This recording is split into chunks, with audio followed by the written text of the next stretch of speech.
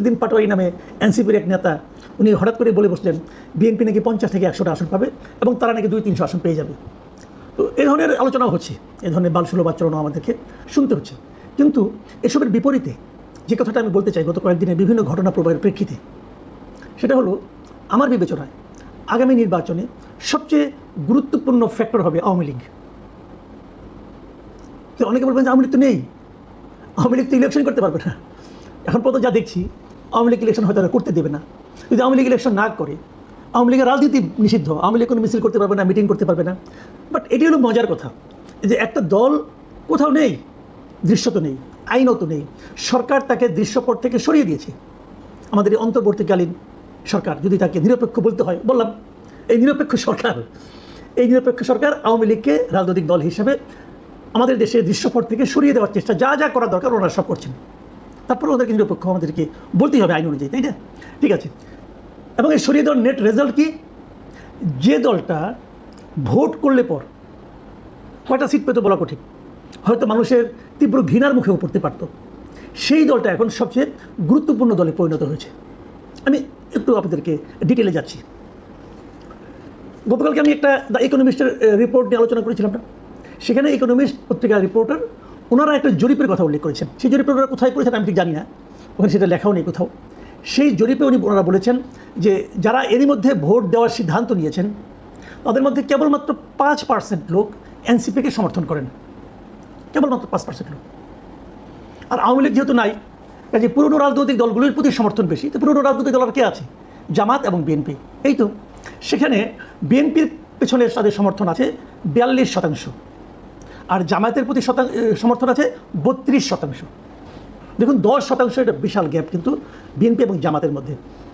আপনাদের মনে আছে যে 2001 সালে যে নির্বাচনটা হয়েছিল, সেখানে কিন্তু আওয়ামী লীগ এবং বিএনপির মধ্যে ভোটের সমর্থনের দিক দিয়ে পার্থক্য কিন্তু 1%-এরও কম ছিল। 1%-এরও কম ছিল। সেই 1%-এর কম ভোটের পার্থক্য নিয়েও কিন্তু বিএনপি 200 ক্রস করেছিল এবং আওয়ামী লীগ 50টা ক্রস করতে পারেনি, অথবা 60টার মতো ছিল, আমার ঠিক খেয়াল নেই, এরকম কিছু একটা হবে আর কি।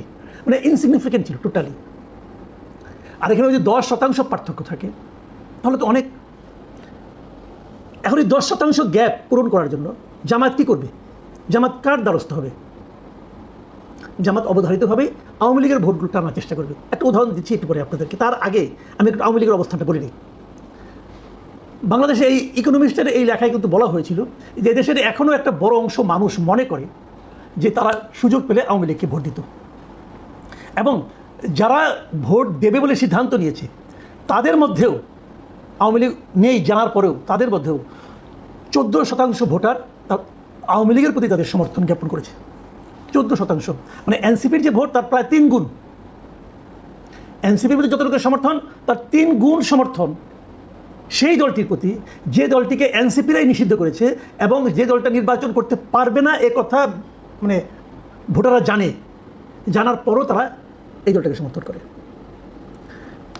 আমরা একটা ছোট্ট উদাহরণে যাই আপনাদেরকে, এটা 2 দিন আগের কথা। সেখানে সিলেটের কোম্পানিগঞ্জের একটা ঘটনা। সিলেটের কোম্পানিগঞ্জের ফেসবুকে আওয়ামী লীগের এক নেতার একটা ভিডিও ভাইরাল হয়ে গেছে। সেই নেতার নাম হলো কালামিয়া। তিনি এই কোম্পানিগঞ্জের উত্তর রানীখাই ইউনিয়ন আওয়ামী লীগের সাবেক সভাপতি এবং উপজেলা আওয়ামী লীগের সদস্য। এই লোক তার পাশে জামায়াত ইসলামের যিনি সেক্রেটারি ওখানকার জয়নাল আবেদিনকে একটা চেয়ারে বসিয়ে উনি একটা ভাষণ দিয়ে কিছু কথাবার্তা বলেছেন উপস্থিত লোকজনকে উদ্দেশ্য করে। এবং সেখানে উনি বলেছেন এই যে জয়নাল আবেদিন সাহেব, উনি হলেন গিয়ে ওখানকার জৈন্তাপুর উপজেলার সাবেক চেয়ারম্যান এবং সিলেট 4 মানে কোম্পানিগঞ্জ, গোয়েনঘাট এবং জৈন্তাপুর এই আসনে জামায়াতের সংসদ সদস্য পদপ্রার্থী উনি এবার। সেখানে অনেক কথা উনি বলেছেন যে আওয়ামী লীগ আর 10-12 বছরে আসতে পারবে না। ওই কালামিয়া যিনি আওয়ামী লীগের লিডার আর কি, আসতে পারবে না, আওয়ামী লীগকে অপেক্ষা করতে হবে, কাজে আমাদেরকে তো কাউকে ভোট দিতে হবে। বিএনপি আর জামাতি আছে, যদি আমরা বিএনপিও পাস করে তাও তো জামাত বিরোধী দল হবে, এবং এই জন্য আমাদের উচিত হবে আমাদের যে ভোটটা আছে এই ভোটটা আমরা জামাত এবং বিএনপিকে যেন 50-50 করে দিই। জামাত নেতাকে পাশে বসিয়ে উনি আহ্বানটা জানাচ্ছেন। কেন 100%টা? এই কারণে না, জামাতকে 100% ভোট দেওয়ার আহ্বান দিলে লোকজন পিটাবে, লোকজন পিটাবে। ওই পিটুনি হাত থেকে বাঁচার জন্য সে 50 দিয়ে শুরু করছে আর কি, যে ভাই 50 দিয়ে শুরু করেন, অন্তত পুরোটা দিয়ে না, পুরোটা বিএনপিকে দেন না, অর্ধেক বিএনপিকে দেন, অর্ধেক জামাতকে দেন। মানে জামাত আওয়ামী লীগের ভোটটা পাওয়ার জন্য মরিয়া হয়ে গেছে। কারণ জামাত তো খুবই হিসেব নিকেশ করে পলিটিক্স করে। তাদের তো জানে তারা যে এই 10%-এর গ্যাপ তাদেরকে দূর করতে হবে। তাদের হিসাব হয়তো অন্যরকম, অন্য জরিপ হয়তো আরেক রকম, এক একজনের এক এক রকম জরিপ থাকতেই পারে।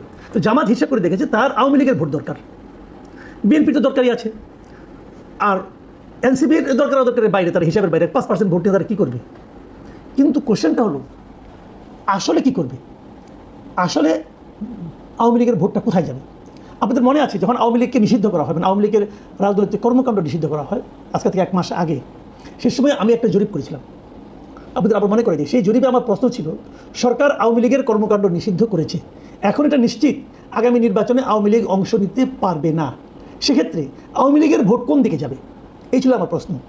আমাদের দর্শকরা, আমার কথা চ্যানেলে যারা দর্শক আছেন, সেখান থেকে ৭৮,০০০ লোক এই জরিপে অংশ নিয়েছিলেন, ৭৮,০০০, এবং ৭৮,০০০ লোকের মধ্যে ৫% লোক বলেছে যে আওয়ামী লীগের ভোটটা যাবে এনসিপির দিকে, ১৯% বলেছে আওয়ামী লীগের ভোট যাবে বিএনপির দিকে, ৬% ভোটার লোক বলেছেন আওয়ামী লীগের ভোট যাবে জামায়াতের দিকে, জামায়াতের বাক্সে, আর ৭০% ভোটার বলেছেন আওয়ামী লীগের, যারা আওয়ামী লীগের ভোটার অথবা সাধারণ মানুষ যারা এই ৭৮,০০০ ভোট দিয়েছেন, তাদের মধ্যেকার ৭০% লোক বলেছেন যে আওয়ামী লীগের ভোটাররা ভোট কেন্দ্রেই যাবে না।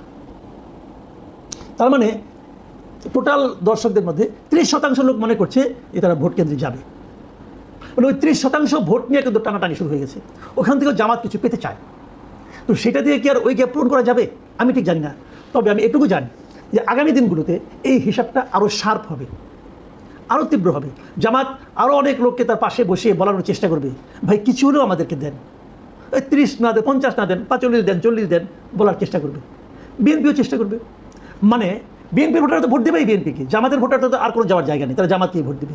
এনসিপি যা আছে এটা আমার মনে হয় আরও কমবে, এরা তো ওদেরকে ভোট দেবে। কিন্তু ডিসাইডিং ফ্যাক্টর হবে আওয়ামী লীগের ভোটার। ডিসাইডিং ফ্যাক্টর মানে তারা চেষ্টা করবে যে আওয়ামী লীগের ভোটারদেরকে কত বেশি ভোট কেন্দ্রে আনা যায়। কিন্তু আমার বিবেচনায়, আমি রাজনীতির প্রতি বিভিন্ন পলিটিক্যাল পার্টি কর্মী সমর্থকদের যে আমি আন্তরিকতা এবং ইনভলভমেন্ট দেখেছি এর আগেও, সেক্ষেত্রে আওয়ামী লীগের ভোটাররা যদি সিদ্ধান্ত নেয় যে তারা ভোট কেন্দ্রে যাবে না, তাহলে আগামী নির্বাচনে একটা ডিজাস্টার হয়ে যাবে এই সরকারের জন্য। ডক্টর ইউনূস মাঝে মাঝে বলেন না, ইতিহাসে সর্বশ্রেষ্ঠ নির্বাচন উপহার দেবেন। আমার মনে হয় তখন ওনার মনে হবে ইতিহাসও বুঝি না, সর্বশ্রেষ্ঠ নির্বাচনও বুঝি না।